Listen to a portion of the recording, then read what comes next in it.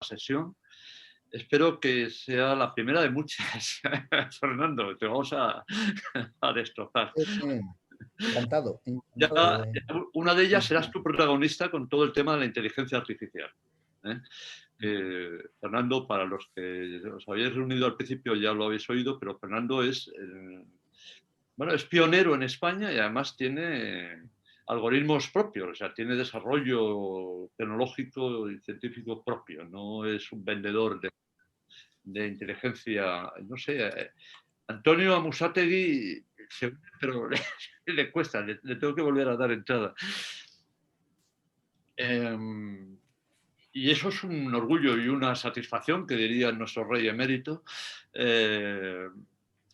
contar con un español que, que ha innovado y desarrollado una tecnología capaz de competir y con creces con tecnología extranjera, ¿no? Y en particular con tecnología americana, ¿no? Que ahí están los chinos dando batalla, ¿no?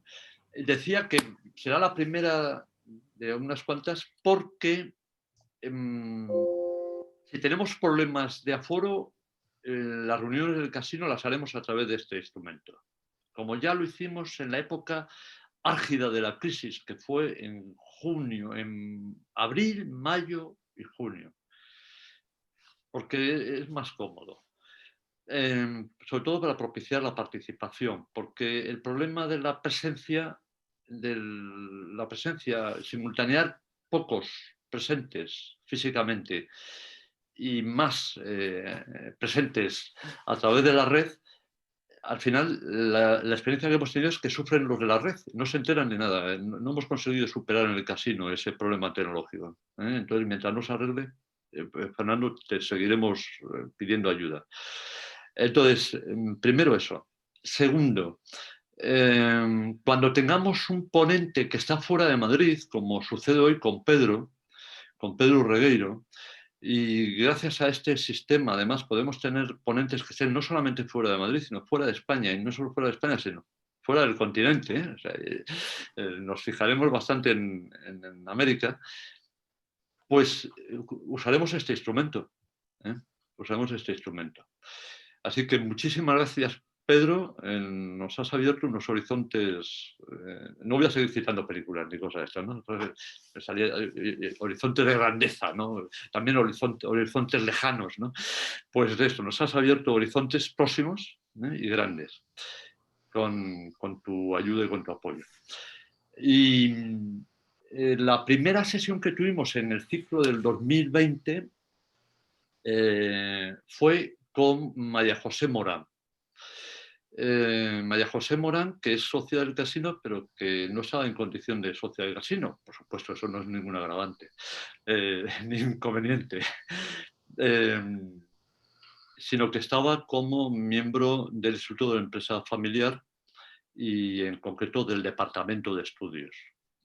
Lleva todo el tema de estudios económicos. Y hablaba del legado. Fue hablando del legado.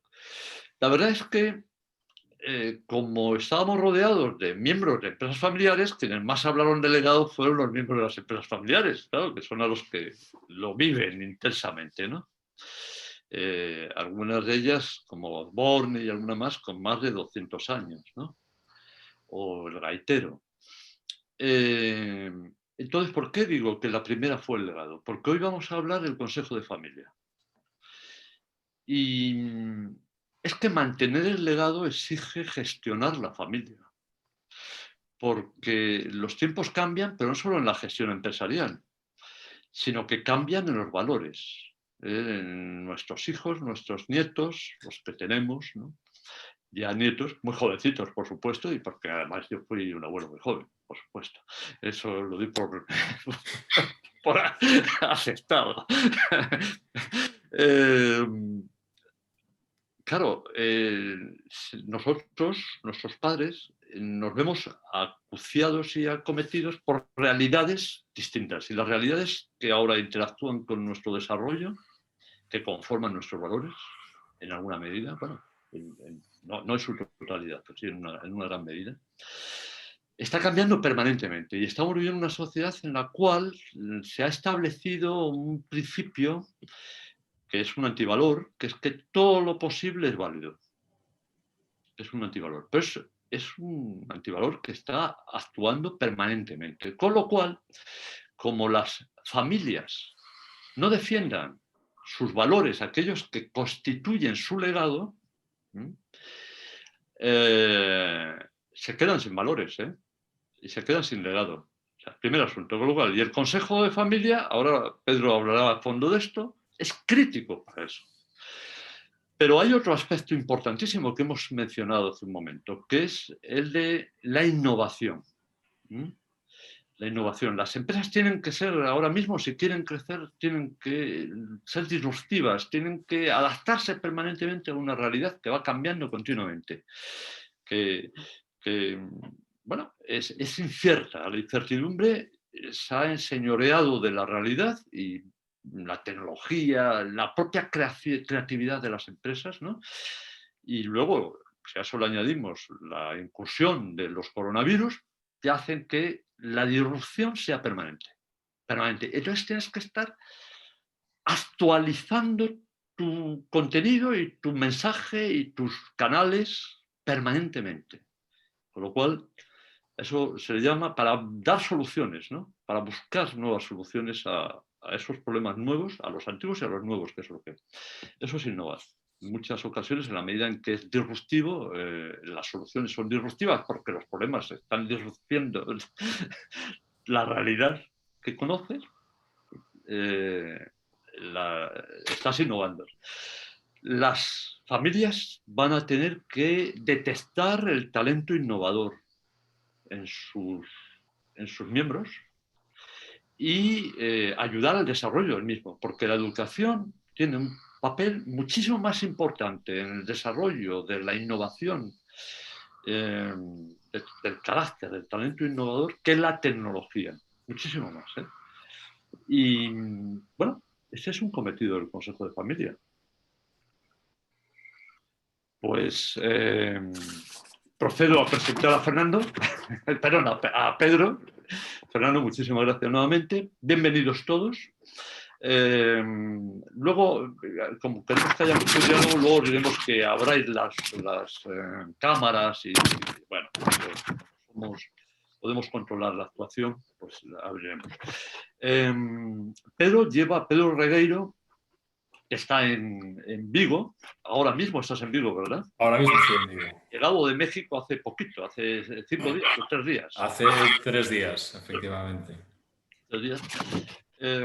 Bueno, pues Pedro es socio director de RMA Asesores y fuiste también fundador, ¿no?, de RMA Asesores, ¿no?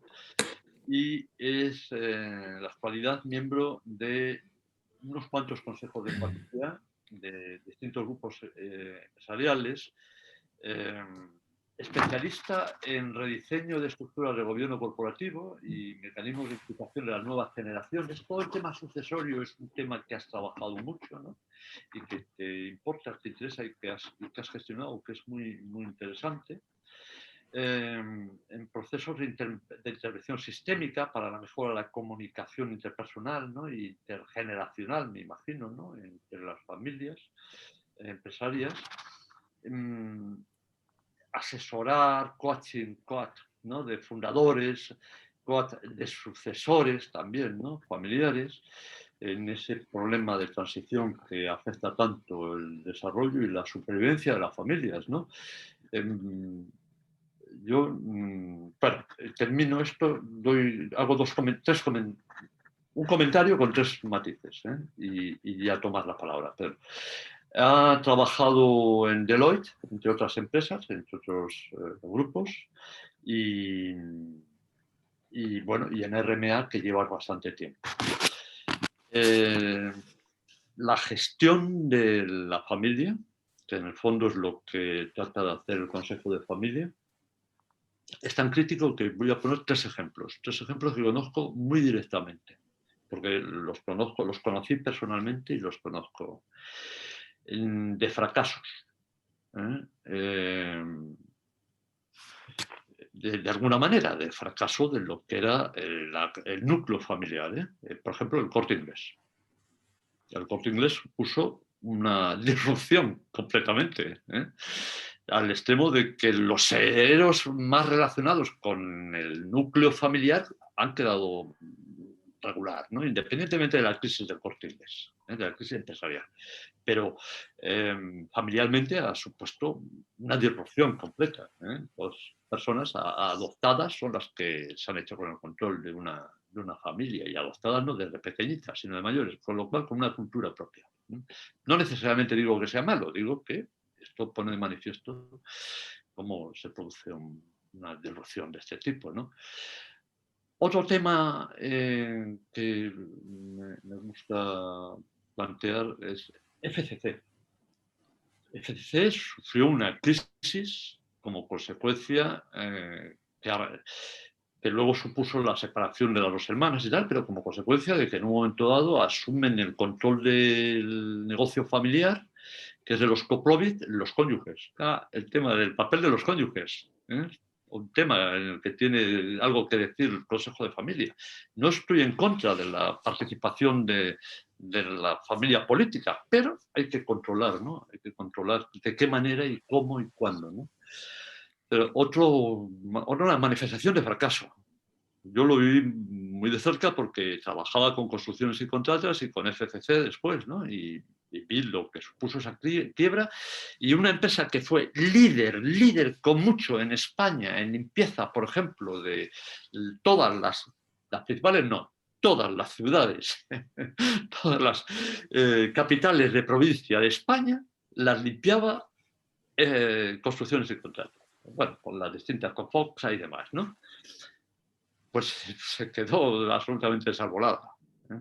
El grupo perdió la iniciativa completamente. Y había un tercero, pero me acabo de despistar, también de fracaso. Creo que estos dos son suficientemente ilustrativos de lo que es la gestión de familia. Pues, Pedro, tienes la palabra. Muchas gracias, José, por invitarme a este coloquio. Y efectivamente quiero que sea un coloquio. Yo simplemente quiero introducir una serie de conceptos y contextualizar el debate, pero luego me encantaría que fuese un coloquio de verdad, ¿no? Que es donde surgen pues, las conclusiones más interesantes, ¿no? Lo que yo pienso ya me lo sé, pero me encantaría saber lo que pensáis vosotros sobre este tema en particular. Como bien ha destacado José, yo trabajo con familias empresarias en diferentes países del mundo, principalmente en el propio España, en Portugal mucho y en México muchísimo también. Trabajo con familias empresarias, no trabajo con empresas familiares, y me encanta realizar esta distinción porque los cambios que perduran en el tiempo se consiguen realizando una intervención previa en la familia que provocan posteriormente cambios de funcionamiento en la empresa. Y esto es algo que a mí me costó muchos años descubrir. Yo empecé a trabajar con familias empresarias en el año 2005 y hacíamos mucho hincapié pues, en reorganizar la toma de decisiones dentro de la empresa, unos buenos acuerdos familiares, una buena implementación jurídica. Pero de lo que no nos estábamos dando cuenta en ese momento es que las empresas están formadas por personas y los cambios tienen que ser propiciados por personas. Entonces, cuando en un grupo humano la comunicación no es adecuada, propiciar cambios es muy difícil. Y en la mayor parte de los casos hay conflictos latentes entre los propietarios de patrimonio en general o grupos empresariales que dificultan la adopción de ciertos cambios de funcionamiento. Entonces, el enfoque que nosotros utilizamos es intervenir directamente en la familia, intervenir en las personas, generar un clima de buena comunicación, y un clima de buena comunicación es aquel que permite hablar sobre todo sin que explote una bomba atómica y llegar a consensos de una forma ordenada. Y eso no es fácil, eso lleva un tiempo, pero una vez que se consigue, es maravilloso porque es posible generar cualquier cambio de funcionamiento dentro de la estructura, porque lo apoyan las personas y lo apoya la propiedad de la empresa o del patrimonio, porque hay familias que no tienen empresas operativas, pero tienen un gran patrimonio y la toma de decisiones es similar a la toma de decisiones de propietarios de grupos empresariales. Me gustaría compartir pantalla y presentaros simplemente 2 diapositivas para contextualizar el tema y después seguimos hablando. A ver si soy capaz y sale bien. Compartir. ¿Veis lo que yo estoy viendo? Sí, está bien. Sí, ¿no? Perfecto. Muy bien. Fijaros.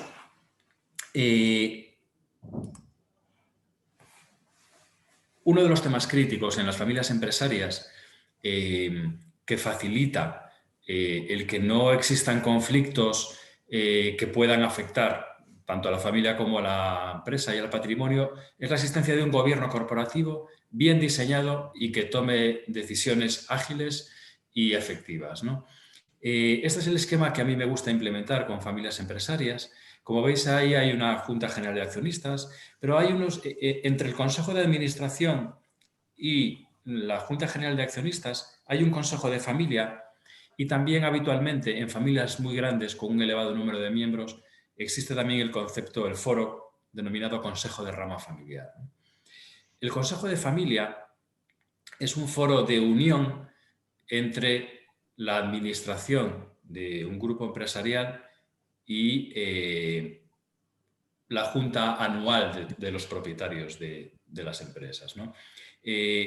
Una de las situaciones que hemos observado en estos últimos años es que no es suficiente con que los propietarios del patrimonio se reúnan una vez al año para ser informados o tomar decisiones. Y en familias empresarias desarrolladas con un número elevado de miembros, es muy habitual que el Consejo de Administración esté altamente profesionalizado con un buen número de consejeros externos, con lo cual la mayoría de la propiedad del capital no está representada en el Consejo de Administración y nos encontramos con que tenemos que habilitar fórmulas para que la propiedad esté perfectamente informada de lo que está sucediendo en sus empresas y no es suficiente con que sea una vez al año. Es por ello que se constituye un Consejo de Familia que habitualmente se reúne 4 veces al año, en algunas circunstancias menos, pero es un diseño a medida. Y el Consejo de Familia sirve para varias cosas. Sirve para informar a todos los miembros de la propiedad, a todas las ramas propietarias al menos, porque cuando el número de miembros es muy elevado, pues hablamos de ramas y no siempre asisten todos los miembros, pero sí al menos 1 o 2 representantes por rama familiar. Se aporta información del funcionamiento, de la marcha de las empresas, se toman decisiones sobre el patrimonio de la familia, se trabaja mucho en el alineamiento de los valores. José, antes hablaste de valores, esto es importantísimo, porque habitualmente no se le da la importancia que se merece a este tema y se pasa muy por encima de puntillas en la definición de los valores sin ir al fondo de los temas.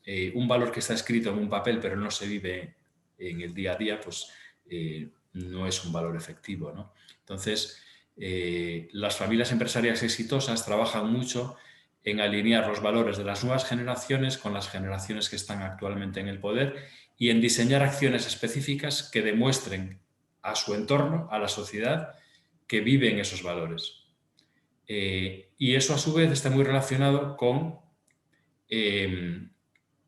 como a mí me gusta decir, dejar huella en el entorno. Las familias que perduran son las que dejan huella y eso está relacionado con trascender, que también hablaste al principio de trascender. Yo estoy en estos momentos preparando un artículo para una publicación internacional y me decían, oye, habla de trascender, porque escuchamos mucho hablar de trascender, pero no sabemos muy bien qué significa. Al menos dinos qué significa para ti, ¿no? Pues para mí trascender, una familia empresaria o un proyecto es capaz de trascender cuando deja huella en su entorno.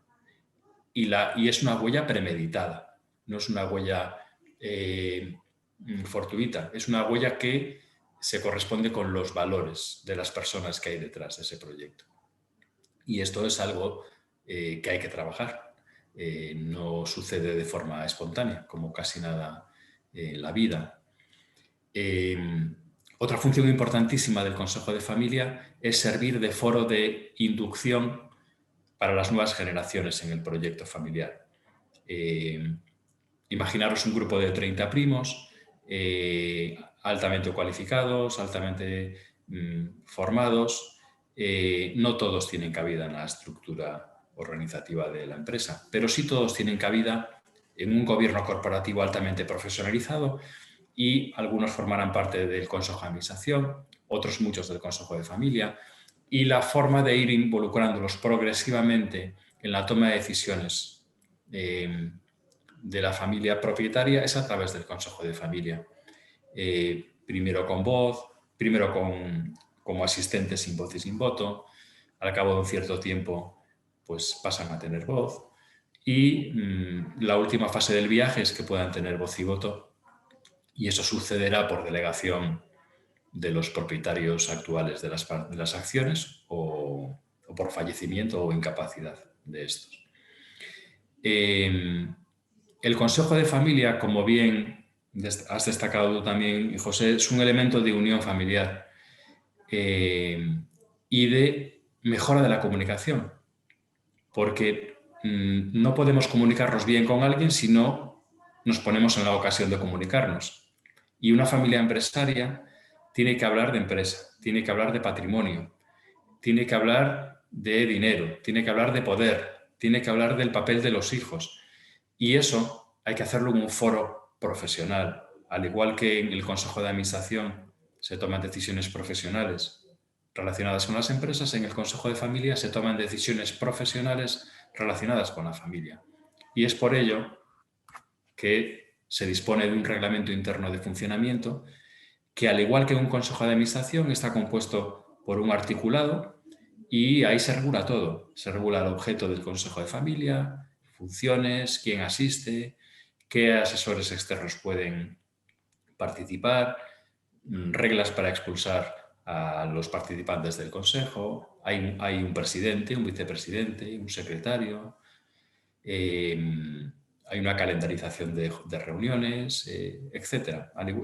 Esto lo he puesto para destacar que tiene un funcionamiento profesional. No es una reunión familiar, es un foro profesional de toma de decisiones de personas que comparten un patrimonio empresarial o no. Y a eso le llamamos Consejo de Familia. Y dentro de los órdenes del día de estos consejos de familia, pues se incorporan todos aquellos temas que puedan afectar pues, a la evolución de la familia empresaria. Como bien decía antes, temas de valores, inducción de nuevas generaciones, evaluación del desempeño de los miembros de la familia incorporados a las empresas. Suelen recibir el reporting de un family office en caso de que exista. En caso de que exista una oficina familiar que gestione el patrimonio familiar y le preste servicios a la familia empresaria, aquí es donde tiene que reportarnos periódicamente, etc. Voy a dejar de compartir pantalla y simplemente para generar debate me gustaría finalizar mi presentación diciendo que todas las familias empresarias que son capaces de alcanzar como mínimo la tercera generación, que estadísticamente a nivel internacional se trabaja con la cifra de un 15% aproximadamente, son familias que son capaces de organizar su familia perfectamente en torno a su patrimonio o a sus negocios. Y no son familias en las que nunca hay ningún conflicto o siempre están de acuerdo en todo, no. Son familias que han desarrollado una capacidad extraordinaria para debatir y tomar decisiones de forma ágil sin que eso pueda afectar a la unión de la familia. Y eso se consigue trabajando en la comunicación interpersonal. No se consigue de otra forma. Pedro, muchas gracias por esta primera introducción, ¿no? Yo estaba... ese último resumen que has hecho es crítico, porque es que estaba viendo... es como un matrimonio, efectivamente, ¿no? Que no conozco ningún matrimonio de éxito que no haya sufrido crisis, ¿no? La cuestión es gestionarlas. Las familias no dejan de ser un producto. Los matrimonios que no atraviesan crisis son los que no hablan de cosas importantes. Esto es una anécdota. Bueno, estamos en un foro reducido. Yo tuve una persona a la que tengo muchísimo cariño, una cliente que me llegó un poco rebotada. Al final tuve que coordinar un equipo de profesionales para sacarla de una situación difícil, porque de repente descubrió, digo de repente descubrió que el marido llevaba ya más de un año viviendo con otra señora. Y además tenían un patrimonio importante que el marido le había convencido para montar una serie de aportarlos a empresas y se había quedado. Bueno, pues su patrimonio había prácticamente desaparecido en las empresas, ¿no? Y pues, terminó bien la cosa. Bueno, bien dentro del drama personal, ¿verdad? Pero económicamente terminó bien para esta persona. Lo digo para no dejar el suspense. Centrarme en lo que quiero centrarme. Y es que esta mujer me decía, pero José, en algunos momentos, porque el trabajo fue profesional, pero podéis entender que en este contexto rápidamente entramos en el plano, vamos, rápidamente no, pero acabamos en un plano personal, ¿no? de relación emocional, ¿no? Porque había que gestionar también eso. Y entonces me decía, pues lo que no acabo de entender, ¿cómo hemos llegado a esta situación? Ya llevamos un año de pleitos, juicios, líos, tal, de haber quitado los poderes y bueno, o sea que no eran 3 días después de haber comenzado la batalla. Decía, pero José, es que no lo acabo de entender todavía, se me escapa cómo hemos llegado a esta situación. Si no discutíamos nunca.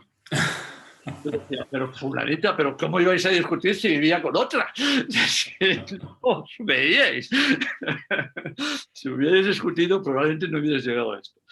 Pues es un ejemplo fantástico este que pones, porque eso sucede igualmente entre socios de proyectos, familiares o no familiares, ¿no? Si no hay una interacción frecuente, calendarizada, con temas relevantes sobre los que hablar, pues se va produciendo una separación progresiva y un aislamiento y desemboca en una separación, ¿no? Es un ejemplo bárbaro el que has puesto.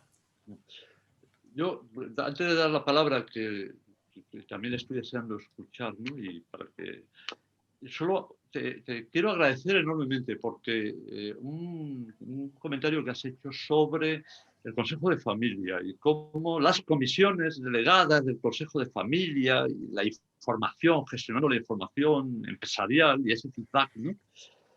Qué importante es porque en la última sesión que tuvimos hablamos del Consejo de Administración. Y no podemos convertir el Consejo de Administración en la Junta General de Accionistas. O sea, el Consejo de Administración tiene que ser un instrumento eficiente, ¿eh? Y para eso necesita formar un equipo que trabaje de manera eficiente. No puede ser una representación. Lo es de alguna manera, pero no puede constituir exclusivamente una representación de las participaciones societarias, ¿no? Como conviertes el Consejo de Administración en eso, lo has hecho, ¿no? Salvo, porque sí conozco algunos consejos de administración, y voy a dar nombres, ¿no? Por ejemplo, que de alguna manera es eso, ¿eh? Que es, por ejemplo, el Consejo de Administración de Roca, ¿no? Un grupo familiar donde los haya, ¿verdad? Y de éxito. Es una representación rotatoria de los miembros de los propietarios, ¿no? Con mayor peso, ¿no?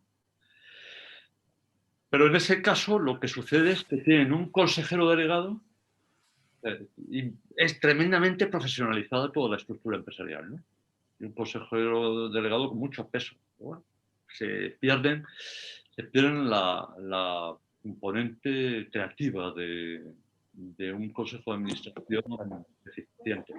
Bueno, este es el único comentario que tengo. Sí, Sí. palabra y demás. No te preocupes. No me ¿Alguien está hablando? Sí. Aquí estoy intentando localizar. Vale, muy bien, ya se ha controlado. ¿Alguien quiere tomar la palabra? Sí, bueno, primero, Pedro, muchísimas gracias por esta brillante introducción que además plantea, nos abre el debate. A mí me ha gustado mucho cuando has comentado lo de llegar a consensos de forma ordenada. Y bueno, esto en algunas situaciones debe ser verdaderamente un reto. Y quería preguntarte si te has encontrado en alguna situación que ha sido muy complicado llegar a esos consensos de forma ordenada. Si nos podrías contar alguna anécdota o algo donde se vea realmente, porque de verdad que seguro que en más de una ocasión es un verdadero reto. Efectivamente es un reto. Yo muchas veces me encuentro con el gobierno corporativo ya en funcionamiento, ¿no?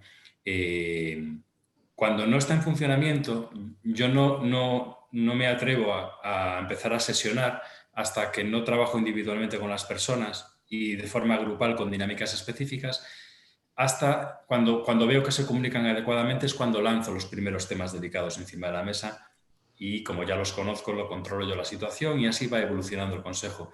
Pero cuando me lo encuentro ya conformado sí que aparecen situaciones delicadas porque ya tienen una dinámica de comunicación tóxica entre ellos y hay situaciones muy delicadas, situaciones de agresiones físicas entre personas, porque no todos los empresarios son educados ni son buenas personas. Existen las malas personas. Yo en este trabajo he conocido a malas personas que nunca pensé que existieran, pues existen.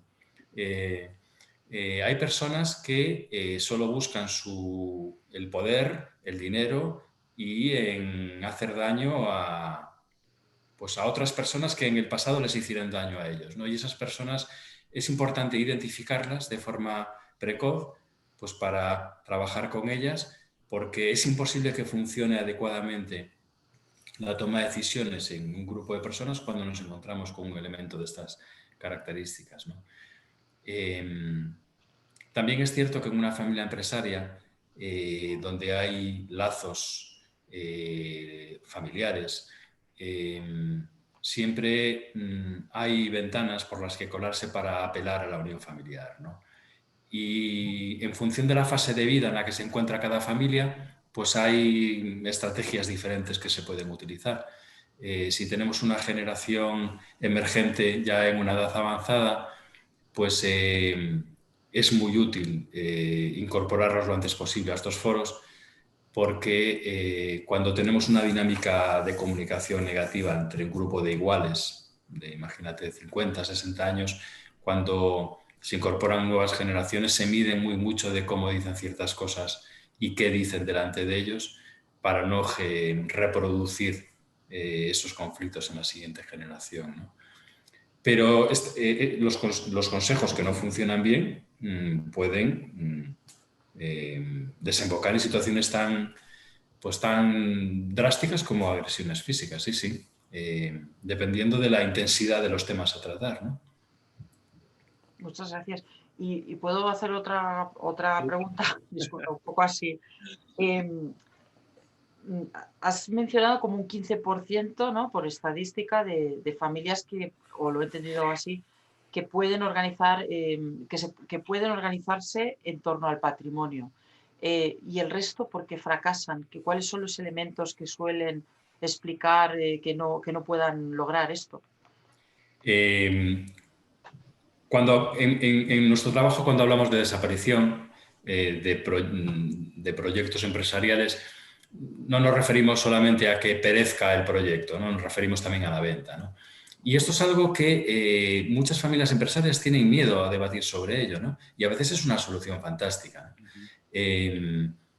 Muchas veces en una familia empresaria en tercera o cuarta generación, cuando se va a atomizar la propiedad entre un número amplio de personas, pues es muy importante reflexionar individualmente quién quiere participar, quién quiere compartir un proyecto con un primo o quién quiere compartir patrimonio con un primo, ¿no?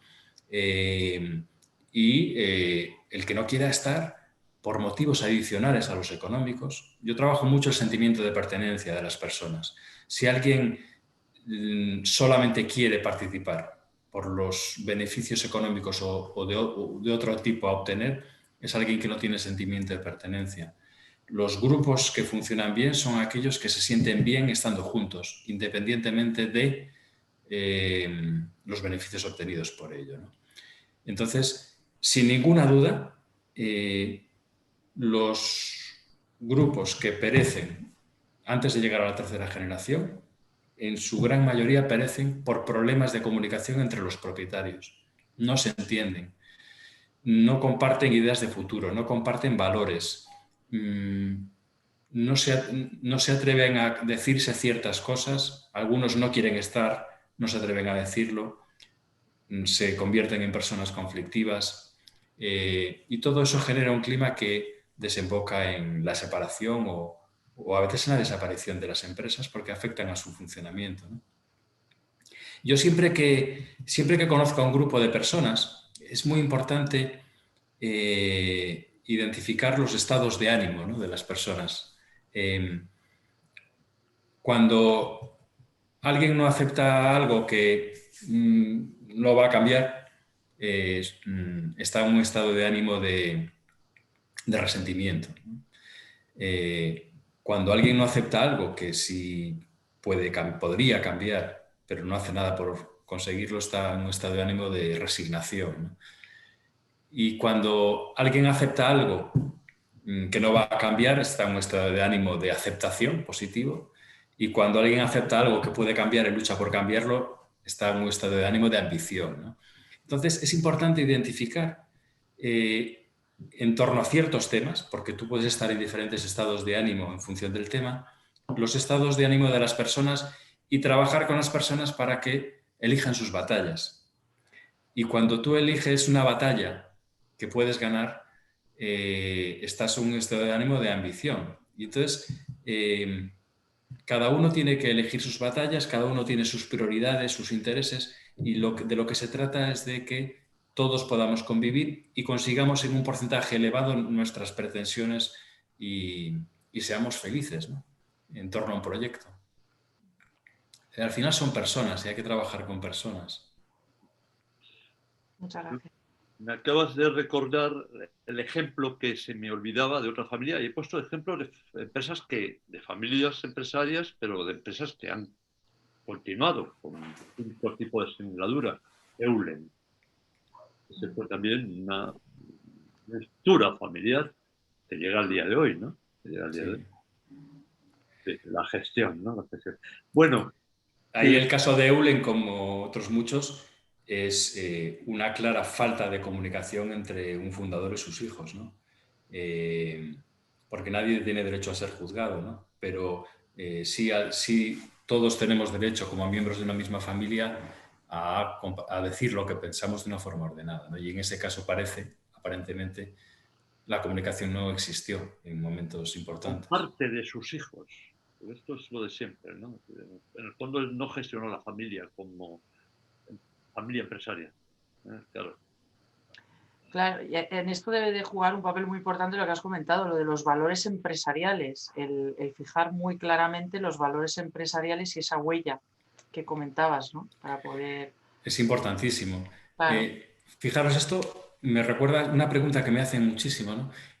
Oye, ¿qué diferencia hay entre los valores familiares y los empresariales? Porque cuando nos dices que tenemos que trabajar en los valores como familia empresaria, pero nosotros ya tenemos un código de valores en la empresa. ¿Tienen que ser diferentes o son los mismos? ¿Vosotros qué pensáis sobre este punto? Es interesantísimo. Bueno, yo creo que los valores empresariales no tienen por qué coincidir con los anteriores. Vamos, es mi opinión, pero al final es que va mucho más allá. Tienes que hablar del propósito de la empresa, cómo la ves en un futuro, tienes que buscar su permanencia. Entonces, forma parte de la cultura empresarial que hay que dejar, que tiene que estar clara y que se tiene que impregnar totalmente la familia para poder seguir adelante con el negocio. Bueno, es una opinión. ¿Más opiniones? Don José. Sí, Pedro, yo quería bueno, te voy a contestar, a dar mi opinión sobre este tema y luego te haré una pregunta. Yo creo que los valores familiares y los valores empresariales no coinciden totalmente, pero sí que hay una interacción muy fuerte entre ellos. Y desde luego la interacción podríamos decir que es más fuerte aún en la dirección valores familiares, valores empresariales que al revés, ¿no? Pero vamos, están muy relacionados. No se concibe que los valores familiares y los valores empresariales sean totalmente distintos. Eso es imposible. Pero ¿cómo vas a ser leal con tus clientes o con tus empleados si no eres leal en tu entorno familiar, ¿no? Claro, Por poner claro. una anécdota, ¿no? Por poner esa... Sí.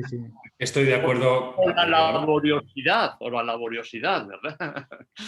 Estoy totalmente de acuerdo y además me gusta mucho la puntualización que has hecho de que, o me ha parecido entender, que primero hay que definir los valores familiares y después los empresariales, y evidentemente pueden ser distintos porque son contextos distintos, pero Claro. Tiene que haber una clara coordinación entre ambos y analizar en todo momento en el desarrollo de la familia y la empresa esa coherencia de valores, ¿no?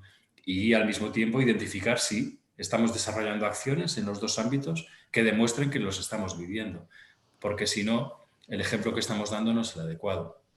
Claro. Don José, la pregunta. La pregunta ya, me autorizáis, ¿no? No, pero si quieres seguir desarrollando... Era por si querían a alguien más opinar sobre el tema.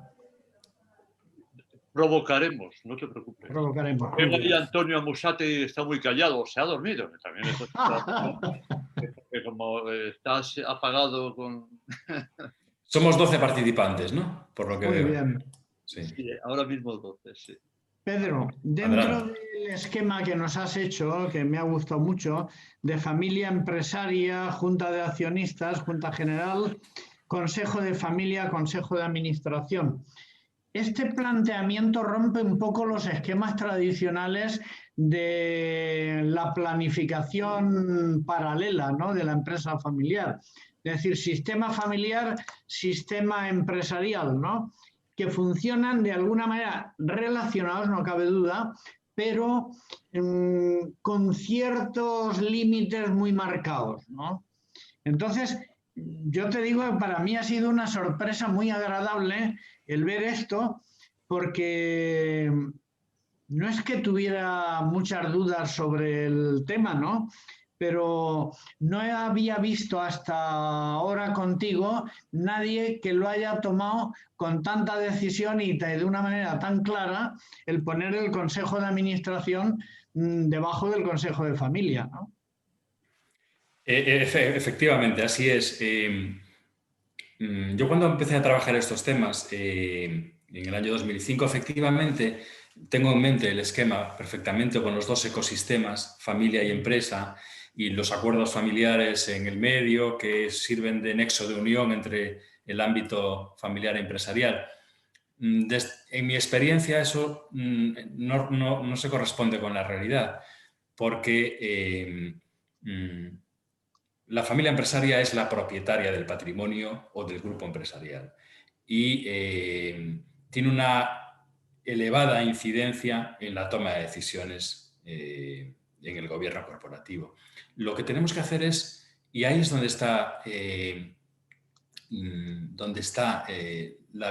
la sintonía fina del trabajo para que funcione, tenemos que ser capaces de definir, de acordar primero y poner por escrito qué decisiones le permitimos tomar. Primero al nivel 1 de la estructura organizativa, dirección general, qué decisiones necesariamente tienen que ser elevadas al Consejo de Administración y qué decisiones tienen que ser elevadas a la propiedad. Y yo, cuando las decisiones las tienen que tomar los propietarios, yo a eso le llamo Consejo de Familia. Le podemos llamar Junta General de Accionistas, Junta Extraordinaria, lo que queramos, pero al final los propietarios tienen que mandar en torno a algunos temas. Y ahí hay diseños donde se le concede mucho poder al Consejo de Administración y hay diseños donde se le concede poco poder al Consejo de Administración y la propiedad se reserva para sí misma un porcentaje elevado de toma de decisiones. Cada familia tiene que diseñar el esquema a su medida, ¿no? Y depende mucho de la preparación de la propiedad, de la profesionalización del Consejo de Familia, se puede ir ganando poder poco a poco conforme el foro se va desarrollando, pero efectivamente yo veo clarísima una relación jerárquica entre el Consejo de Familia y el Consejo de Administración, aunque legalmente no existe, fijaros. El Consejo de Familia no existe legalmente, pero a mí me da igual, porque si en el Consejo de Familia participan personas que aglutinan la mayoría de la propiedad del capital, a mí ya me sirve. Si le quiero dar validez legal a la decisión, convoco a la Junta. Pero eso me facilita llegar a la Junta Anual de Accionistas con muchísimos temas ya consensuados y decisiones ya tomadas. Yo voy a tomar la palabra porque mi mentalidad más mercantilista aquí, ha habido momentos en que, siendo consciente de lo que querías decir, la forma de decirlo me ha... A ver, a lo mejor lo tropicalicé porque acaba de llegar de México. Bueno, seguro que la Junta General de Accionistas es la Junta General de Accionistas y es la que tiene el poder soberano en la empresa, porque ahí está representada absolutamente toda la propiedad. Nos podemos encontrar con que en el Consejo de Familia no esté toda la propiedad. Porque puede haber una parte de propiedad que no quiera formar parte de la estructura familiar en esos términos. Y no podemos obviarla. Yo aquí me siento ahora, que es lo que me gusta, miembro del Consejo de Administración. Ya sabéis que yo soy un familiarista vergonzante. Realmente soy más... mi vocación va más por un consejero familiar. Y, el Consejo de Administración tiene que atender también a esos consejeros.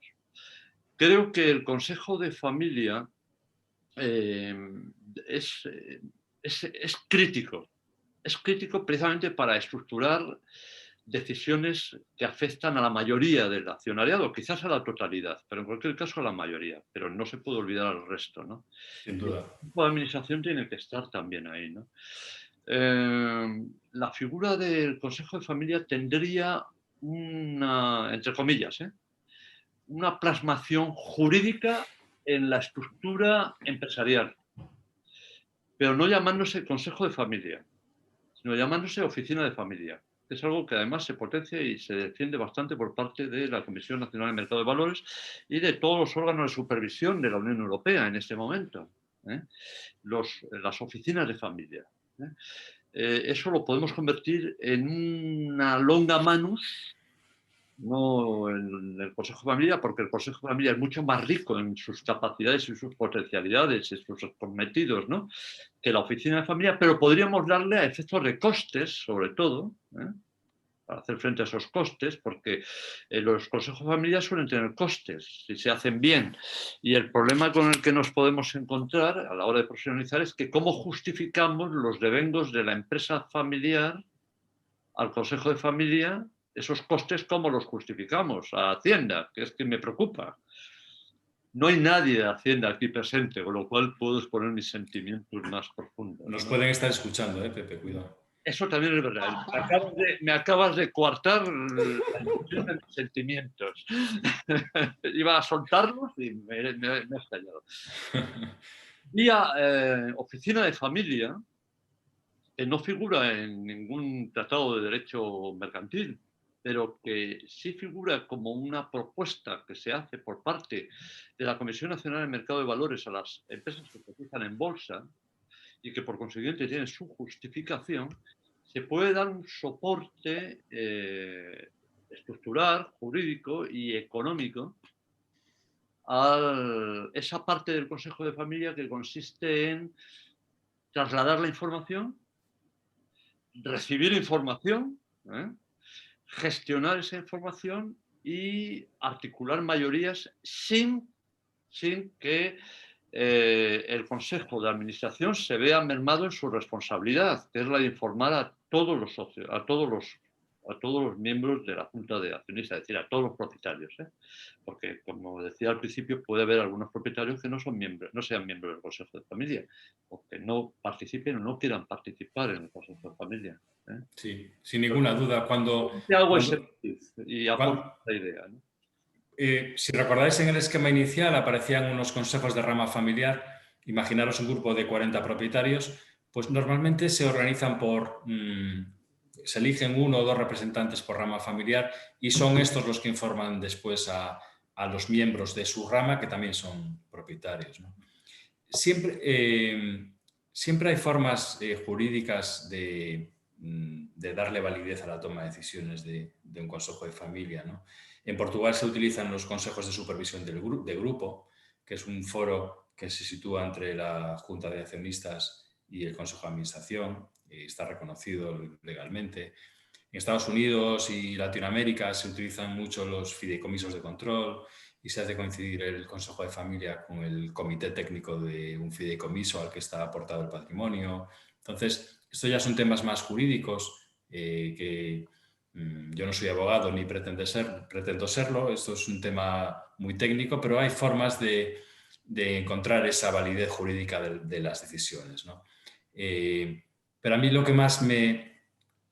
más relevante para mí es la utilidad de tener reuniones periódicas entre los propietarios y de hablar de muchas cosas, algunas de empresa, otras de familia, y no esperar a vernos las caras una vez al año, donde no te puedes comunicar bien con una persona que ves una vez al año, ¿no?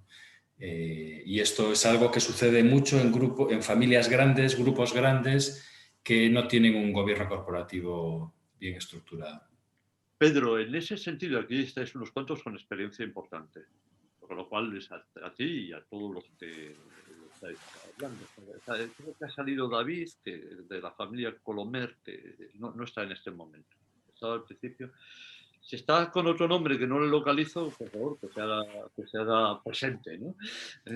Que se manifieste, como diría de Casillas, ¿no? Me parece que se llamaba. Hola, no soy David, soy Luis. No pensaba intervenir, Sí, pero bueno, quería matizar, Luis, un tema. El Consejo de Familia en el plano de formación de los futuros miembros del Consejo de Administración o incluso del equipo directivo de la empresa familiar. También ahí tiene un juego importante. Pregunto. Absolutamente. Por lo menos si preguntas y me das la palabra. Me suena mucho la voz de este caballero, tiene una voz muy agradable. Oye, Luis, ¿no quieres poner tu cara? Mira, hace muchos años, cuando salió Internet, salió un chiste en un periódico, no sé si era inglés o americano, el Financial Times, uno de estos, no sé cuál era. Luis Tejada. Exacto. Y entonces allí se veía un perro que estaba frente a una pantalla y decía: la ventaja de Internet es que nadie sabe que eres un perro. Bueno, la ventaja de este tipo de sesiones es que nadie sabe que estoy en bata. Entonces prefiero dejarlo así de momento, si no os importa. Otro día me hubiera puesto corbata para la sesión. Pero no. Eres un perro viejo, tú. Muy bien, pues efectivamente, Pedro, vaya desayunos aquellos de Monterrey, cuando nos encontrábamos allí. Pero decía que quería intervenir porque yo conocía tu esquema y sin embargo, pues estoy más en la línea del otro, del esquema doble, de por un lado lo que tú dibujabas del clásico, por un lado la empresa y por otra parte los órganos de empresa y por otra parte los órganos de familia. Bien, es verdad que al final el problema es que son modelos y que cuando hemos tenido la oportunidad de hablar y de comentar cosas de estas, pues con distintos modelos solemos llegar a cosas muy parecidas.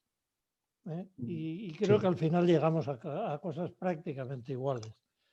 Entonces, lo que ocurre es que por lo menos a mí, y aquí entra mi mentalidad de ingeniero, cuando veo el dibujo gráfico, sí que respeto más un principio de los que yo tengo muy metidos dentro, y es que para el éxito de las empresas familiares hay que tratar a la empresa como una empresa y a la familia como una familia.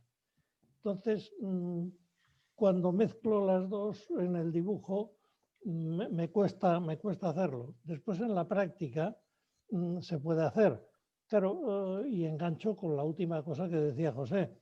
Una de las cosas importantes, creo que muy importantes, que hace el Consejo de Familia, y tú, Pedro, estás de acuerdo, es actuar en la formación de siguientes generaciones. Es uno de los temas que todos los consejos de familia que conozco pues le dedican tiempo y esfuerzo, porque es muy importante. Bueno, esto no se puede hacer desde un consejo de administración. Por lo menos en los consejos de administración que yo he estado, me puedes dedicar los 10 minutitos dentro de la comida, pero no es el tema del consejo de administración. Al final sirve para la comida, pero no para el consejo. Incluso en estos casos, cuando participa en consejos de administración, yo he dicho que era consejero independiente, pero consejero. Lo cual quiere decir que allí mi voto era igual que el del señor presidente, que tenía el 80% de las acciones. Me daba igual. En el consejo era consejero y votaba como uno. Y el señor presidente votaba como otro. Como mucho, en caso de empate, a veces en algunos estatutos le dan el voto de calidad. Pero si no, era 1-1. Mientras que cuando participaba en consejos de familia, siempre he dicho que iba como asesor. De allí no tengo voto, no soy de la familia y lo único que voy es a ayudar y a asesorar. Pero no voy con mando en plaza, por decirlo de una forma gráfica. Lo que ocurre es que, como te decía antes, al final, dibujado de una forma o de otra, llegamos a lo mismo. En mi caso, me gusta destacar, y es lo que me parecía que hoy podía quedar un poco más cojo, la idea es decir, hombre, en la empresa hay que tratarla como una empresa. Y en una empresa manda el porcentaje de acciones en la junta de accionistas, la persona individual en el consejo de administración, y a partir de aquí se acabó la fiesta, que suene la música. En la familia ya no es así. En la familia todos son iguales, y digo son porque me estoy excluyendo ya como asesor. Todos son iguales, todos pueden opinar, opina hasta el cuñado, cosa tremenda y dramática, pero opina el cuñado y no digo nada de la cuñada, que también opina. Pero a veces te encuentras con la opinión del chavalillo de 18 años y dices, hombre, pues verás, pues muy bien, pues venga, vamos a ver si conseguimos que tú te integres en los valores familiares, pero bueno, pues alguno de ellos te suelta verdaderos dogmas en reuniones y pues, fenómeno, venga, aceptemos el dogma porque viene de alguien que es de la familia. Y sobre todo, bueno, para estar en el consejo de familia, ya se suele, cuando las familias son numerosas, sí que se suele pedir cierta profesionalidad y se suele pedir, pero en general, pues basta con apellidarse. Mientras que yo en el Consejo de Administración, por apellido, pocos. O sea, realmente los que van, que sepan de qué se trata, porque a la hora final les pediremos que firmen. Y el que firmen, pues es una visión un poco mercantilista, pero oye, que déjate, que hay que ser responsable de lo que has hecho. Y perdón porque me empezaba a enrollar, pero claro, es que el tema es apasionante. Es lo que tiene de estar en bata. Es lo que tiene estar en bata, que te enrollas más, efectivamente. Oye, Luis, me debes un desayuno, por cierto. Sí, lo que pasa es que tendría que ir a Monterrey. pero puede ser en Barcelona, no hay problema. Ah, no, en Barcelona cuando quieras. En Barcelona Oye, ya sabes que cuando quieras. Igual no es con churros, pero será desayuno. No sé si José querías hacer algún otro comentario o algún otro quiere participar. Eva. Pues a mí me ha parecido muy interesante lo que ha comentado el señor Luis. Tejada. Tejada, vale. Bueno, iba a decir Colomé porque había oído... Colomé No, es una mezcla, es un ha tenido cruce. que salir, ha tenido que salir dos generaciones, los Colomer. Muy bien. Y entonces, bueno, que me ha parecido muy interesante este punto último que comentaba, ¿no? De que claro, que al final los que están en el consejo que firman, que pues que eso, que no, ni apellidos ni nada, que pues tiene que ser un perfil determinado. Y en este sentido, bueno, la pregunta, Luis, no es para ustedes, es en general. ¿Cómo se selecciona, si es que se puede decir, los consejeros para las empresas familiares en este sentido? Si se puede dar algunas pautas de cómo se seleccionan o qué elementos se tienen en cuenta, si se puede comentar. Le voy a ceder la palabra a Pedro porque es el invitado. Sí, perdón, sí, claro. Pero para que yo me imagino que lo vas a matizar bastante bien. Se selecciona, pero con matices. O sea, hay dos matices en principio. Quizás hay alguno más. Uh-huh. Pero el criterio es que hay que seleccionar a un consejero para un consejo de administración de una empresa familiar con el mismo criterio profesional que un consejero para un consejo de una empresa no familiar. Uh-huh. Y además, Pedro. Sí, que conste que Luis sabe mucho más que yo de estos temas y lo quiero un montón, o sea que me sentía más cómodo cuando le dirigías la pregunta a él, ¿no? Pero bueno, yo te cuento... Tú lo cuentas bien, que ya lo Yo te cuento mi experiencia, ¿no? La pregunta en específico era en la selección de consejeros del Consejo de Familia o del Consejo de Administración. Del Consejo de Administración. Vale, perfecto. No del Consejo de Familia, sí. Sí, no, mi experiencia en el Consejo de Administración, lo primero que me gustaría destacar es que yo siempre apoyo la participación de externos, ¿no? En un Consejo de Administración. Le da una visión diferente al funcionamiento del foro.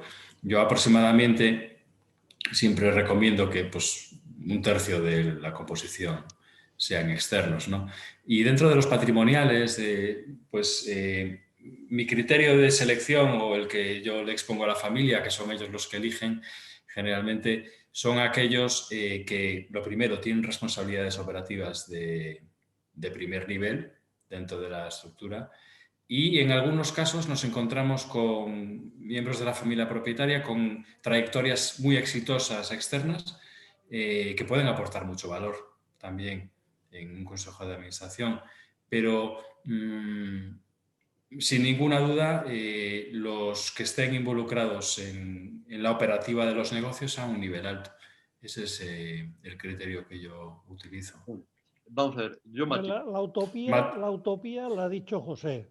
O sea, esta es la utopía y es a lo que se debe tender. Y en esto el Consejo de Familia tiene mucha trascendencia, como decía Pedro hace un momento. Tiene la trascendencia de impulsar la preparación de gentes para después ir al Consejo de Administración. Lo que pasa es que en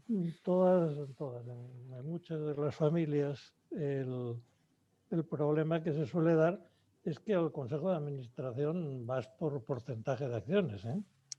Con lo cual, la primera cosa que tiene que producirse es un fair play, que ese sí que también vendrá impulsado por el Consejo de Familia, pues para que, aunque tengas el 60% de las acciones, admitas que en el Consejo de Administración tienes 1 o 2 puestos, lo mismo que tu primo que tienes 20. Y eso no es fácil.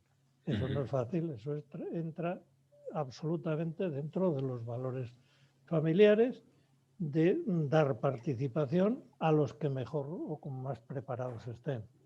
Y ese trabajo es el que Pedro decía, de trabajo de familia, trabajo de consejo. Entonces, claro, la confluencia de las dos cosas, porcentaje y conocimiento, pues hay que trabajar, hay que trabajarlo y prepararlo a la hora de elegir. Porque ya no solo elegir los miembros, sino el número de personas, etcétera, pues bueno, no es fácil, pues dependiendo del número está el porcentaje y dependiendo del porcentaje, ¿no? Es un juego doble. Eva, yo de todas formas, Luis, me perdonas, voy a ver si he entendido bien la pregunta, porque creo que no te estamos respondiendo. No, que sí que La pregunta era, ¿qué características debe de cumplir un miembro independiente para el Consejo de Administración de una empresa familiar? ¿Cómo se selecciona? Un miembro, un consejero independiente. Un consejero independiente. Pues mira, Pues no te estamos yo respondiendo. no había entendido en absoluto, yo estaba eligiendo a los miembros familiares. Claro. Yo también. No, pero que me ha Vamos parecido... respondiendo. Y como no te van a responder, canalizo la respuesta. Vale. Primero tienes que tener claro para qué quieres el consejo. Me voy a la utopía, Luis, lo siento, ya sabes. Es que como no parto de la utopía, no consigo avanzar, porque no tengo referente, no tengo horizonte. Pero eso es mucho más fácil escoger a un consejero externo que a uno familiar, ¿eh? Sí, no, claro, por supuesto. Pero tienes que tener un referente. ¿Para qué papel quieres que cumpla ese o esos consejeros externos? Ajá. Y en función de eso debes de seleccionar el perfil. Pero hay un tema crítico, o dos temas críticos, que era lo que yo pensaba que ibais a responder, pero claro, es que me he dado cuenta de que no se había entendido la pregunta, quizás porque yo me he precipitado al hablar y no he dejado que se asimilara. Uno, cualquier consejero independiente en una empresa familiar tiene que participar de los valores de la empresa familiar. Al 100, al 90 y mucho por ciento. Porque si no estás metiendo un problema de fuera, entonces tiene que participar de los valores. Para eso es importante que la empresa familiar sepa qué carajo de valores tiene. Es muy importante y el Consejo de Familia tiene un papel importantísimo en ese asunto. Los valores empresariales. Lo primero que tiene que hacer el consejero es que se elija independiente participar de esos valores. Y segundo, la empatía o la asertividad con miembros de la familia. Porque va a estar, no puede convertirse, como diría Luis, en un cuñado más. Y ya sería el colmo, pues sería no ya un hermano político, no, sería un cuñado político. Sería rizar el rizo al máximo, ¿no? Claro, no puede ser un tercero que vaya allí. Tiene que ser una persona capaz de moverse en un momento dado, siendo consciente de que hay en un entorno familiar que afecta a la empresa y que no puede evaluar la toma de decisiones, por supuesto, lealtad y todo lo demás, como todos los consejeros, pero no puede evaluar la toma de decisiones en función exclusivamente de la eficiencia. Y a veces hay que condicionar las estrategias por condicionantes familiares. Muchísimas gracias a ambas partes porque me ha quedado claro todo el scope. O sea, todo. Muchísimas gracias. Pero aquí, Luis, José, Pedro, podéis apuntillar todo lo que dicho. Sí. No digo yo puntualizarlo, podéis apuntillar y yo reconozco vuestra capacidad de hacerlo. Yo simplemente me gustaría añadir que hay un elemento distorsionante muy interesante que me encuentro siempre, y es que habitualmente el líder familiar no coincide con el líder empresarial. Cuando esta situación se produce, que es casi siempre, en mi experiencia, es particularmente importante trabajar con ambos líderes para que el diseño del gobierno corporativo sea eficaz, ¿no? Si solo disponemos de un foro fuerte como es el Consejo de Administración, pues al final la definición de su composición pues, está claramente dictada por la ley, ¿no? Va por porcentajes, como decía Luis. Pero si disponemos de un foro fuerte por encima, que es el Consejo de Familia, y le concedemos atribuciones específicas, hay determinado perfil de accionistas que cede y su asiento en el Consejo de Administración a otras personas que puedan aportar más valor que ellas, ¿no? Y ahí es cuando entra en juego la recomendación que te daba al principio, que deben participar en el Consejo de Administración los que trabajan en posiciones ejecutivas de alto nivel, ¿no? Porque si no es así, es muy difícil aportar valor en un Consejo de Administración y se acaban hablando de temas de propietarios, no de temas de administradores. Pero efectivamente, también como decía Luis, cada caso es diferente y al final pues una cosa es la teoría y otra cosa es la práctica y pues al final el diseño final de cada gobierno corporativo y cada solución es distinta y muchas veces no responde fielmente a la teoría. Lo importante es que le funcione a esa familia y eso requiere un trabajo de un tiempo y pisar muchos callos y tener muchas conversaciones incómodas. Hombre, creo que has destacado un tema trascendental que es lo del jefe, lo que nosotros llamamos el jefe emocional familiar. O sea, que suele ser diferente al jefe ejecutivo familiar, ¿eh? Esto creo que es fundamental. Y ahora, volviendo a la selección de consejeros independientes, al final es como una selección de directivo. Tú tienes que hacerte el descriptivo de para qué lo necesitas, cuáles son las capacidades, y fundamental lo que decía José, claro, y dentro de esto tendrá unas características, pero si estuvieras buscando un director general o no general para una compañía familiar, también tienes que andar con cuidado con eso. Los grandes fracasos que se han dado en muchas empresas familiares cuando han ido a buscar directivos externos y han buscado a alguien pues con una cultura, en algunos casos le llamamos cultura de multinacional, aunque no, el término no me parece muy correcto, pero bueno, alguien que no entendía lo que era estar en una empresa familiar y se ha producido un desastre.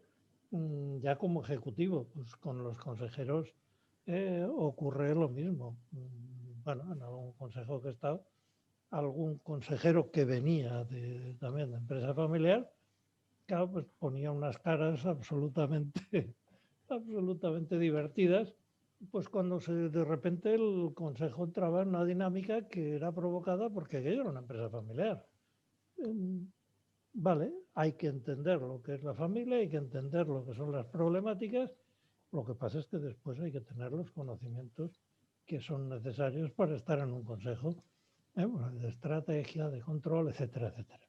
Y esto es un descriptivo que Pedro te lo hace en 2 minutos, el descriptivo de competencias y dentro de las competencias la parte de empresa familiar.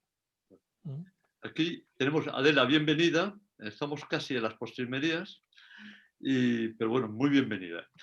Y Antonio Amusategui, estás ahí despotricando. Haz el favor, dilo a la cara. No estoy despotricando. Lo que pasa es que no quiero que los demás rompan la línea argumental que llevan. Todo lo que he puesto por ahí por el chat es salido de la reflexión sobre la pregunta que había hecho Eva Ballester acerca de cómo escogerle. Y quizás la pregunta es ¿por qué necesitas escogerle? La pregunta preliminar, ¿cómo escogerlo? Normalmente se suele hablar de gente que tenga un talento, unas habilidades, unas capacidades y unos conocimientos, bien sean generales sobre management, bien sean particulares sobre el sector concreto, que colmen esas necesidades, en el supuesto más básico de todos, en el caso de que no hubiera, difícil, ¿no? Pero en el caso de que es que no se encontrara dentro de la propia familia alguien que cubriera ese perfil. Pero si se necesita íntimamente que este perfil no participe, se prefiera que no participe de ser además miembro de esa familia empresaria, entonces hay que preguntarse por qué hay que llegar a ese extremo. La respuesta normalmente en casi todos los casos está vinculada al concepto de necesito que alguien desde fuera vea o lo que yo no veo, o yo como grupo me refiero, o lo que yo no veo, o sea capaz de decir lo que yo no me atrevo a decir. Insisto de nuevo que no es cada persona en particular dentro de la familia empresaria, sino más bien como grupo. Es decir, que sea alguien que ejerza de... No voy a decir abogado del diablo porque no es la función, pero sí ejerza de Pepito Grillo intenso acerca de si las cosas se están haciendo como procede. Es algo, quizás es una manera más suave de ofrecerse al mercado y que sea el mercado el que al final te dé la razón o no, con el riesgo de que cuando no te la dé, al final el proyecto de empresa se malogra en su totalidad o con mucho y por lo tanto recuperar. Entonces, primero de todo, ¿para qué necesitas un consejero independiente? No digo que no se necesite, sino más bien saber qué estás respondiendo, qué necesidades sientes a la hora de tener que escoger a un consejero independiente que no forme parte de la familia y ser leal con esa necesidad. Es decir, no tan importante es conocer las respuestas a las preguntas, sino hacer las preguntas adecuadas para la respuesta que estás intentando encontrar. Pongo por caso, cualquier familia empresarial a lo mejor pudiera tener la apetencia formal de que algún hombre de relumbrón formara parte de su propio consejo. Pero eso no significa que por el hecho de ser una persona dentro del grupo, del mundo del management especialmente reconocida, sea adecuada para el problema de esa empresa. El problema no, es una mala pregunta. Para el momento en el que esa empresa resulta que requiere de un consejero independiente. Estoy pensando ahora mismo en una empresa sevillana que se plantea algún nombre de especial relevancia que seguramente tenga sentido, pero me abstraigo del caso concreto de ellos y me planteo, ¿y por qué él y no otro? ¿Qué es lo que aporta él en función de la necesidad que tenía la empresa familiar para poder pasar a pilotar o copilotar la propia empresa? Así que en relación a la pregunta de Eva, en realidad lo que hay que saber es que el consejero independiente idóneo es aquel que idóneamente cubre la necesidad de la empresa familiar. Y no hay reglas. Podemos escoger entre los más adecuados, pero de nuevo el concepto es un concepto abierto. No hay reglas, porque lo que hay que saber es qué problema hay que resolver. Y por eso es lo que hay consejeros independientes que sirven para una cosa y no para otra. Es lo mismo que plantearte... yo vengo del mundo de la negociación. Y es lo mismo en el mundo de la negociación y más recientemente integrado dentro de las ADRs. Y cuando te encuentras con una situación conflictiva, que no ha estallado del todo, pero simplemente está enquistado al punto de alumbrarse, pues te encuentras con que el principal problema es no saber definir cuál es el verdadero problema. Si no sabes definir cuál es el verdadero problema, no sabes definir cuál es tu verdadera necesidad o reconocer que tú mismo estás equivocado. Es decir, el abanico es muy amplio. Así que, ¿existe una regla, un pie de rey para medir al consejero independiente ideal? No, no con carácter general, no con carácter absoluto. Hay un pie de rey para cada tipo de problema en particular, de cada tipo de empresa, de familia empresaria en particular y en función a su vez de la relación que tengan con su propia empresa. Me ha parecido muy interesante cuando este hombre, Luis Tejada, diferenciaba entre tratar a la empresa como una empresa y tratar a la familia como una familia, porque es verdad, porque los valores son distintos. Y también es interesante, ya no recuerdo quién lo ha comentado, el que dice, el consejero independiente debe de cubrir los valores empresariales, y quiero recordar que ha sido Pepe, debe de cubrir los valores empresariales, punto, hasta ahí correcto. Debe de asumir. Debe asumir los valores empresariales, correcto. Los que tenga, los propios de esa empresa. No sé si también Pepe ha dicho, debe de asumir los valores familiares. Yo ahí es en cuanto he dicho, tengo que escribirlo.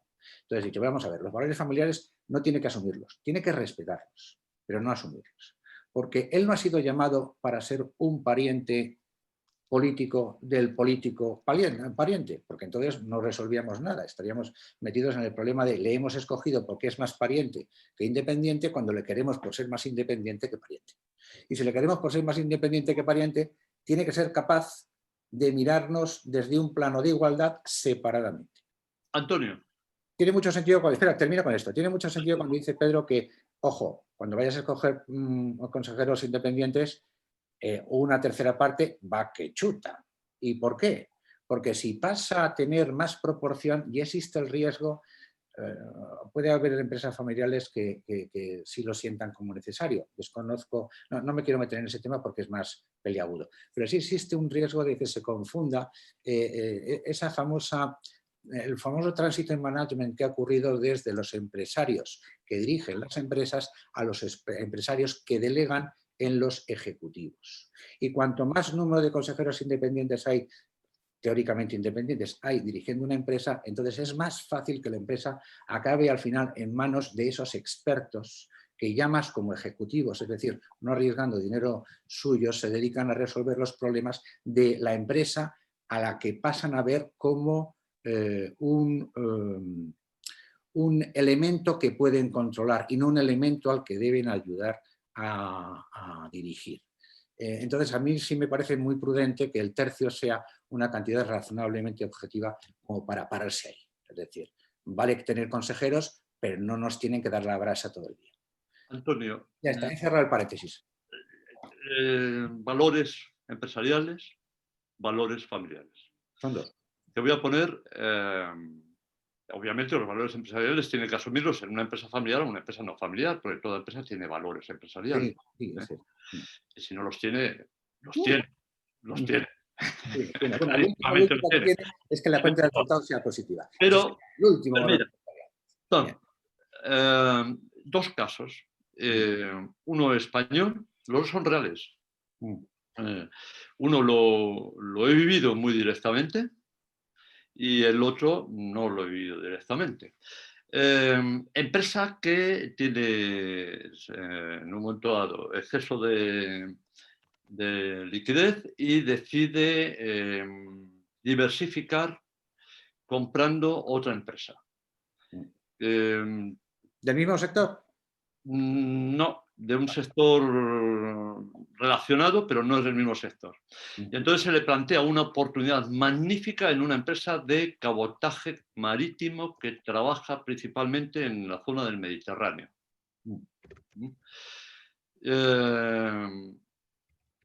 Y era una magnífica inversión. La circunstancia determinante para no realizar esa operación fue, no lo he vivido directamente, esta no es una anécdota que yo cuente que he vivido en primera persona, la he vivido indirectamente. Es que la empresa en cuestión se dedicaba al cabotaje, los principales clientes eran Irán y la empresa inversora es judía. Valores familiares, no empresariales. Fueron los consejeros independientes en el Consejo de Administración los que plantearon la conveniencia de consultar no ya a la Junta General de Accionistas, sino incluso antes de proponer la inversión a la Junta General de Accionistas, consultar al Consejo de Familia. Estamos hablando del Consejo de Familia, Adela, por si acaso, aunque nos hemos ido por estas cosas que pasan, ¿no?, en el debate. Consultar al Consejo de Familia. Y el Consejo de Familia dijo que no. Fíjate, fueron los consejeros independientes, curiosamente, los que plantearon ese asunto. Claro, fíjate que los consejeros independientes... Bueno, no, termina. De donde yo deduzco no solamente que habían asumido los valores de la empresa, sino que además habían asumido la sensibilidad de los accionistas. Segundo tema, va en la misma línea, pero esto sí lo he vivido directamente. Empresa relacionada con el mundo sanitario. Se le ofrece una oportunidad magnífica de compra de una clínica. Con un rendimiento, es una inversión magnífica y con un rendimiento muy alto.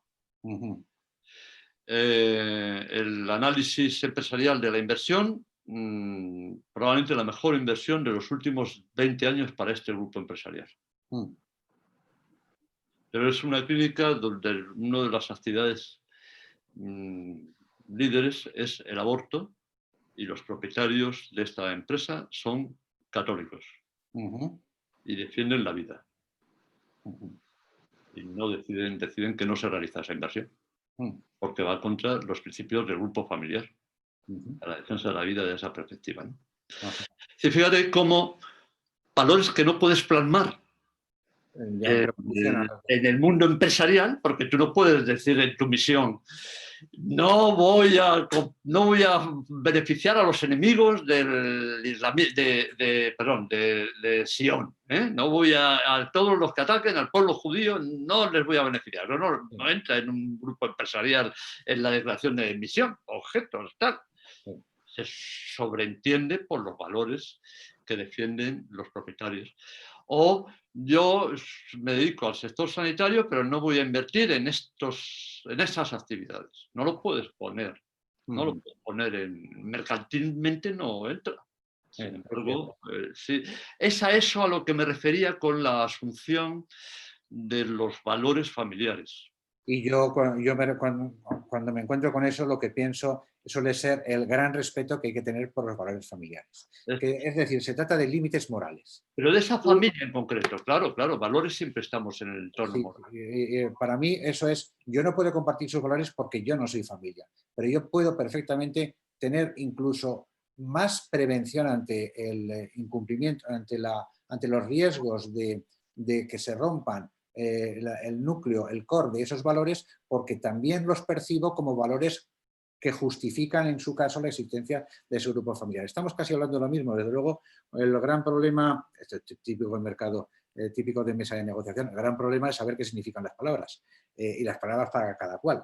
Y por lo tanto, si coinciden con los significados, quizás la expresión del significante no es tan variada. Yo hablaba de empatizar. En el tema de los valores familiares, empatizar. Mi gran respeto consiste en empatizar con ellos aunque no formen parte de ti. Pero tú, dado que como independiente te consideras una persona que cubre las expectativas del cliente y no las tuyas propias, pues entonces intentas incorporar, tener siempre presentes sus valores familiares a la hora de tomar las decisiones adecuadas, independiente de que claramente coinciden con los valores empresariales. Voy a dejar solamente orillado un poquito, pero solo orillado, el tema de los valores familiares y me centro en los valores empresariales. Y fíjate que en los dos casos que me has citado, podíamos no llegar a tocar los valores familiares y habernos quedado con posibles malas decisiones conforme a puros valores empresariales. Y básicamente las dos cosas son, la primera de ellas, una inversión en un sector diferente del tuyo.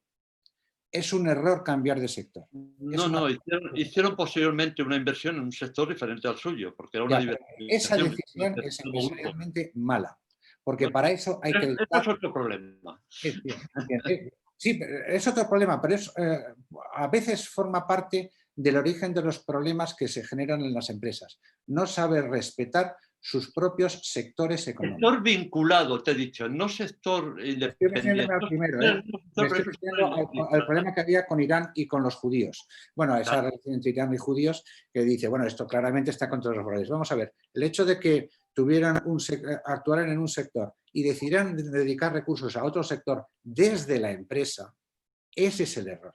La inversión buena o mala en ese otro sector. De eso podemos discutir mucho. ¿Puede ser un error o no? Eso depende. Sí, pero es que fíjate que el único matiz es que la inversión tenían que haberla hecho los accionistas y no la empresa a través de un vehículo diferente. Bueno, entonces tienes que hacer un reparto de beneficios y pagar los impuestos correspondientes. No digo que no digo que tenga solución, lo digo que genera problemas luego en la gestión económica de la empresa. Es más complicada en ese sentido, ¿no? Sí, pero nos limitamos a valores empresariales. Yo lo que quería era tan solo comentar que cómo hay valores que no se pueden reflejar en la empresa y que son de la familia y sin embargo inciden a la hora de tomar las decisiones, independientemente de las decisiones sean acertadas o sean erróneas. Adela, ahí estás, con una cara, has llegado al final de la reunión. Me vais a disculpar, salgo de una comisión de auditoría y cumplimiento del grupo, pero me quería unir por lo menos para decir buenas tardes y terminar de escuchar. Seguro que el debate debe ser muy interesante. Estoy intentando ahora escuchar el tema de los valores, así que me uno. Hemos estado, como sabes, con el Consejo, ¿no? Y Pedro Regueiro ha sido el que ha llevado el tema. Y bueno, con más de 200 años de experiencia familiar, empresarial, os habéis encontrado con tomas de decisiones que afectaban a los valores de la empresa o de la familia o que chocaban los intereses de la empresa con los intereses de la familia. A ver, por ser honrada, en 250 años casi que vamos a hacer, no te puedo estar ¿No te acuerdas? con total seguridad. He perdido la memoria. Dicho esto, los 20 años que llevo en la casa, te contestaría no. Y anteriormente, pues posiblemente, creo que si una empresa familiar se consolida en el tiempo, uno de los, desde luego, de los tractores precisamente es ser consecuente con los valores. Cuestión distinta es que puedan ir variando, digamos, o adaptándose un poco más a las circunstancias, a los tiempos, esos valores. Pero bueno, en Osborne decimos, hay un tema que se llama el orgullo de pertenencia, que todo el mundo lo comenta, que va más allá de un valor, ¿no? Pero al final es una consecuencia de unos valores que desde luego es bastante perceptible y sí que están detrás, ¿no? Muy bien. No te podría poner ningún ejemplo, desde luego, en que nosotros hayamos Pero has actuado en contra matizado- de valores, digamos, valores soporte familiar, no de libro de, perdón, no valores, digamos, al uso de moda, sino valores auténticos, valores digamos, de la familia, ¿no? Del negocio familiar y de dónde quiere la familia que se desarrolle, digamos, sus relaciones y sus negocios. Muy bien. Don Pedro, no se te oye, Pedro. Sí, ahora me escucháis bien, ¿verdad? Pues he escuchado atentamente la intervención de Adela y ha hablado de algo que a mí me encanta y mencioné superficialmente al inicio de la sesión, y es el sentimiento de pertenencia, el orgullo de pertenencia, ¿no? Y esto para mí es algo que es definitorio en el éxito de una familia empresaria con el paso del tiempo, ¿no? Lo difícil es medir ese sentimiento de pertenencia, ¿no? Cómo saber si alguien que tienes delante tiene ese sentimiento de pertenencia, ¿no? Y hay que buscar la forma de evaluar ese sentimiento, ¿no? Para mí algo definitorio, al menos en mi modesta experiencia, es que cuando alguien quiere participar, se siente orgulloso por participar, independientemente de los beneficios obtenidos por esa participación, eso es definitivo. Eso es que hay sentimiento de pertenencia y no sabe muy bien por qué, pero quiere estar, ¿no? Y lo predica a los cuatro vientos: yo pertenezco a... esa es una señal, ¿no? Si le das a elegir, si le pones dos sobres encima de la mesa y en uno están las acciones que le corresponderían en el futuro y en el otro está, pues, el supuesto valor equivalente en dinero, y elige las acciones, eso es sentimiento de pertenencia, ¿no? Sin ninguna duda. Pedro, de alguna manera, antes de comenzar, cuando estábamos haciendo los ensayos, hablabas de que estabas escribiendo un artículo sobre trascendencia, ¿no? Sí. Y hiciste un comentario muy interesante, yo creo que viene muy oportuno, y si os parece, ya, Adela, tenemos que tomar algo. Ahora tomaros lo que queráis, pago yo. Tendremos que concretar algo en cuanto en el casino podamos ya tener algo en serio. Tal. Pero bueno, Pedro, si quieres casi le pones punto final. Sí, El tema de la trascendencia, te recuerdo. el tema de la trascendencia, ¿no? Y del legado, que es muy importante. Para mí el legado de una familia empresaria es la huella que deja en su entorno, ¿no? Y esa huella no es fortuita. Esa huella se puede diseñar y tiene mucho que ver con los valores que se viven dentro de la familia empresaria, ¿no? Porque un valor bien diseñado tiene asociadas acciones específicas para poner en práctica ese valor, y esa acción específica deja huella en el entorno, ¿no? Y esa huella, ese conjunto de huellas es lo que definen el legado de la familia y la trascendencia, ¿no? Trascender es dejar huella. Sí, y eso es precioso. Y pocas personas, ya no hablemos de familias, ¿no? Pocas personas lo consiguen. Bueno, pues yo creo que con esto damos fin a este coloquio, que es el último de este año y el último del ciclo. Al año que viene retomaremos. Enviaré un cuestionario porque hay temas que esta sesión la tenemos gracias a Fernando Pavón Ganco, que es un experto en inteligencia artificial y que trabaja con interior, con defensa, con sector financiero. tiene tecnología española, ¿no? Es una satisfacción. Es una empresa familiar, pero todavía no lo sabe, porque sus hijos tienen 3 años y 4 años, ¿no? Entonces, es una empresa prefamiliar, ¿no? Como empresa. Es una familia, pero todavía no. Y nos apoyaremos en este instrumento en la medida, lo comentaba, en que no podamos usar el casino adecuadamente y siempre que tengamos un invitado que sea de fuera, ¿eh? Porque Pedro en ese momento está en Vigo. Entonces esto nos permitirá tener invitados fuera de, no solamente fuera de España, no fuera de Madrid, fuera de España y fuera del continente, ¿no? Vamos a ver, de América invitaremos a algunas personas. Y de hecho, hemos tenido algún asistente en América. Y, o sea que seguiremos usando. Y luego el otro tema, que enviaré un cuestionario a todos, es que hay temas, y era por lo que mencionaba a Fernando Pavón, hay temas que me gustaría ponderar si los tocamos, como puede ser el tema de la inteligencia artificial, como puede ser el tema de la innovación, ¿no? Y la formación de innovadores y emprendedores, ¿no? En las empresas familiares, ¿no? Y la importancia de la innovación, que es crítica, ¿no? Y la innovación está más asociada a la formación que a la tecnología.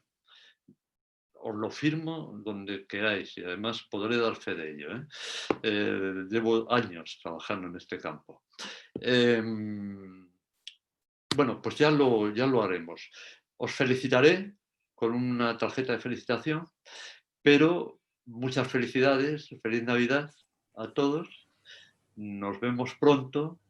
Muchas gracias por vuestra asistencia. Pedro, muchísimas gracias por tu participación. Un placer. Muy agradecido por la invitación. Bueno, a todos vosotros. Voy a cortar, lo hemos grabado, lo colgaremos y os lo enviaré. Muchas gracias. Muchísimas gracias. Ha estado muy interesante, Felices gracias. fiestas. Gracias. Gracias a todos. Hasta luego, gracias.